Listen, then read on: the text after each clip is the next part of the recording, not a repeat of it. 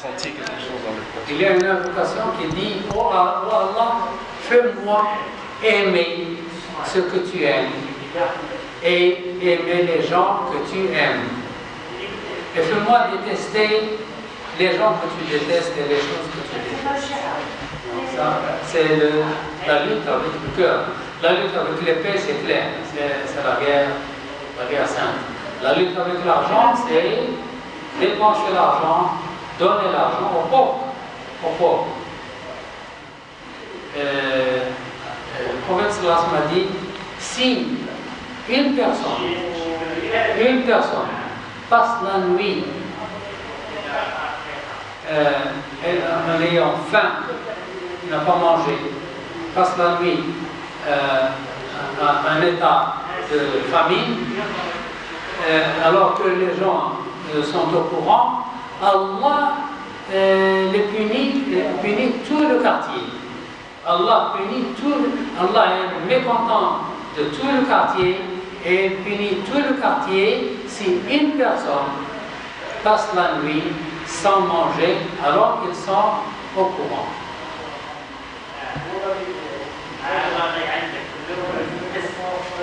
Alors, vous n'avez pas compris. Je n'ai pas compris la question. par exemple, vous savez qu'un de vos voisins, n'a rien à manger. Oui. Et il a faim et il passe la nuit avec sa famille. Alors, vous êtes au courant que vous avez de la nourriture chez vous et vous ne lui donnez pas la nourriture. Ça, c'est dangereux. C'est très mauvais. Entre les musulmans. Oui, en tant que musulman, les gens du quartier sont tous, s'ils connaissent qu'une personne dans le quartier a faim et ne lui donne pas à manger, ils sont tous coupables. Pardon, ça.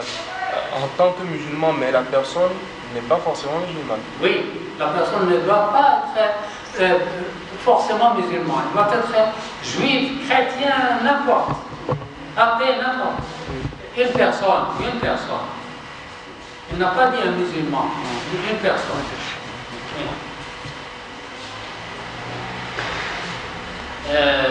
Lutter avec le monde, c'est enseigner les gens. Enseigner les gens comment se comporter.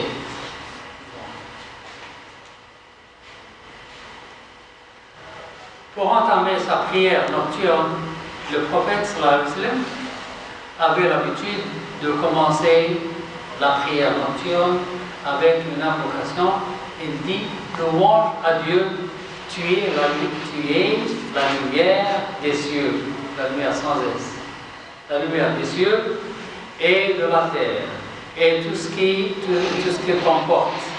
Et toi, à toi, les louanges.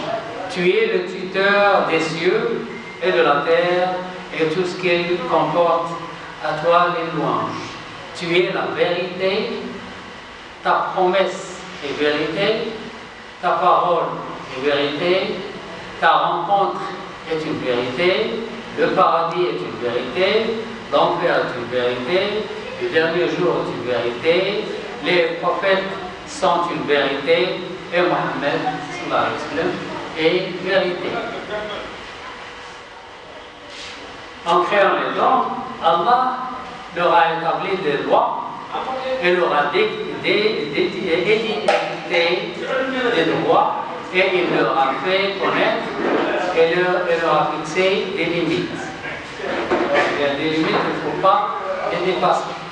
Pour les protéger, il a légiféré des sanctions strictes contre quiconque les ayant outrepassés. En islam, chaque droit a un devoir correspondant. Vous faites un travail, vous avez droit à un salaire. Alors, contre le salaire, il y a un devoir. L'employé a le devoir de vous donner votre salaire. Vous avez un droit de prendre le salaire. L'employé a un devoir de vous donner le salaire sans le réclamer. Le premier et le plus éminent des droits, c'est celui d'Allah. Le droit d'Allah, c'est l'adorer seul, sans lui associer à notre Dieu. En le faisant avec loyauté, Dieu va vous suffire les besoins d'ici-bas et de l'au-delà. Alors le droit d'Allah, c'est de l'adorer seul, sans associer avec lui quoi que ce soit. Ça, c'est son droit. Alors si vous le faites, vous avez un droit, vous aussi. Si vous adorez Allah seul, vous aurez un droit, vous aussi. Les droits de l'homme, ils sont nombreux, mais ils sont tous les relations avec la dignité, la liberté, l'égalité, la solidarité, la citoyenneté et la justice. Tout ça, les droits, ils sont très nombreux, mais pour les abréger, pour les résumer, ils ont une relation avec la dignité de l'homme, la liberté, l'égalité, etc. Alors, si vous adorez Allah seul, vous avez un droit vous aussi, c'est que Allah vous fait entrer au paradis.